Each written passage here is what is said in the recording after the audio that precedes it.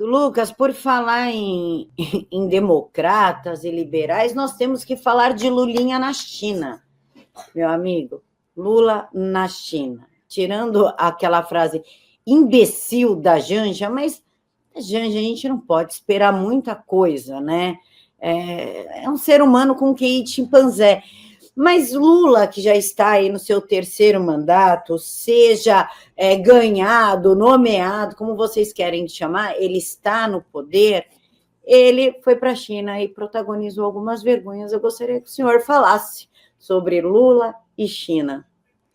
Sobre a Janja, ela fez uma provocação, né, para o Xi Jinping, dizendo que o TikTok deveria ser mais controlado, porque a extrema-direita está dominando o TikTok, a rede social chinesa, e isso gerou um mal-estar com o ditador chinês. Vamos deixar bem claro aqui, o presidente chinês mas é um ditador. Aquilo ali é uma ditadura. E nunca a China vivenciou uma experiência autenticamente próxima ao que se imagina de uma liberal democracia. Então, é uma ditadura, e a gente tem que partir dessa premissa. Mas o Lula também fez das suas. Primeiro, um alerta importante dessa semana, que o Lula ele anunciou que um especialista, um representante da ditadura chinesa, do Partido Comunista Chinês, virá ao Brasil orientá-lo no sentido da censura, da regulação, é como eles falam, né? A regulação das redes sociais, mas, na verdade, a gente sabe muito bem do que se trata, é censura. Olho vivo para os riscos que isso representa, porque se o modelo de sucesso em regulação de redes sociais do PT, do presidente Lula, é a ditadura chinesa, a gente sabe que o que eles querem para o Brasil não tem nada de democrático. Mas o que o Lula falou durante a semana que me chamou a atenção? Ele fez uma comparação histórica.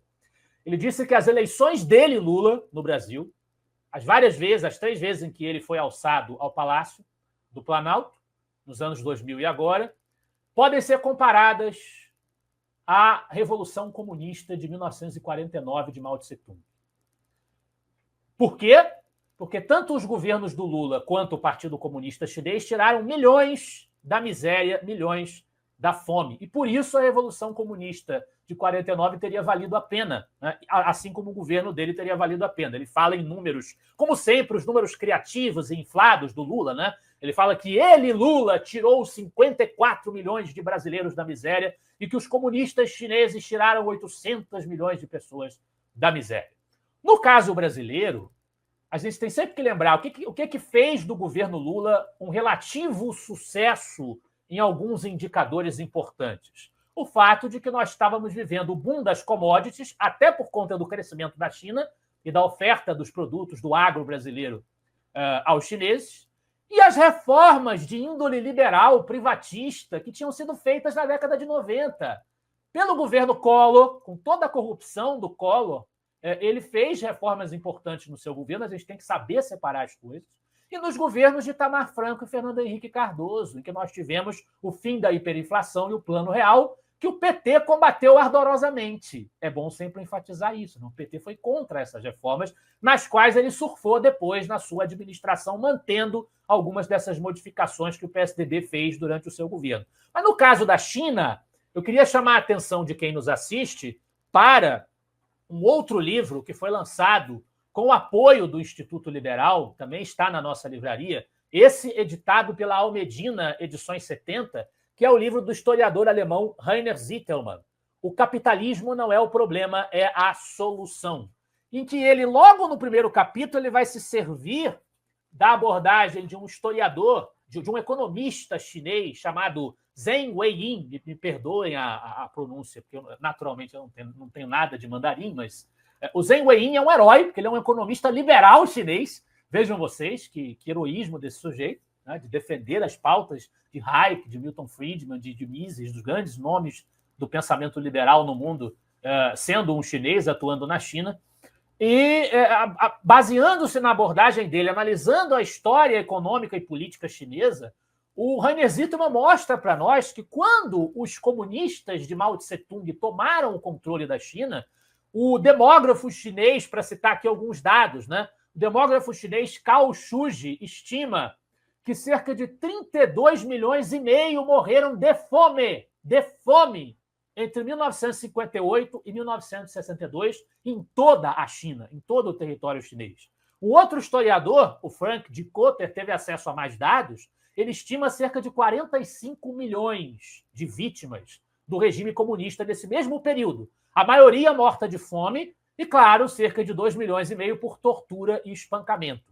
E ele descreve no livro, literalmente, caros espectadores, casos de canibalismo na China comunista dos anos 50, 60. As pessoas estavam devorando umas às outras, uma vez que não tinham mais os seus animais de estimação para comer, elas estavam devorando umas às outras, dada a fome que o sistema comunista implementou na China. O que acontece ali a partir dos anos 70? Deng Xiaoping assume uma posição de liderança dentro do Partido Comunista Chinês e implementa uma série de reformas que, em primeiro lugar, dando às empresas estatais chinesas um comportamento mais típico de uma empresa privada e depois liberando áreas especiais da China para uma economia mais livre funcionar, para termos ali experiências capitalistas.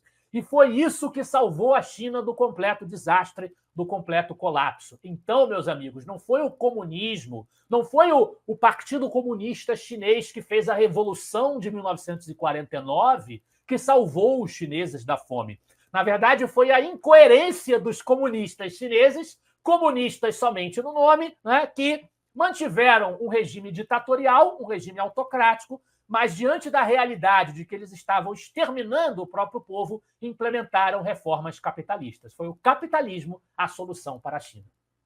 Mas ninguém pode negar que Lula, de fato, meio que está seguindo os passos do Mao com a fome, porque está difícil de comprar comida, né? Ou comprar comida, ou pagar aluguel, ou pagar... Está muito difícil.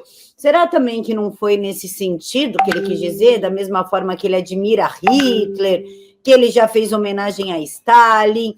Como tu vê isso, Lucas?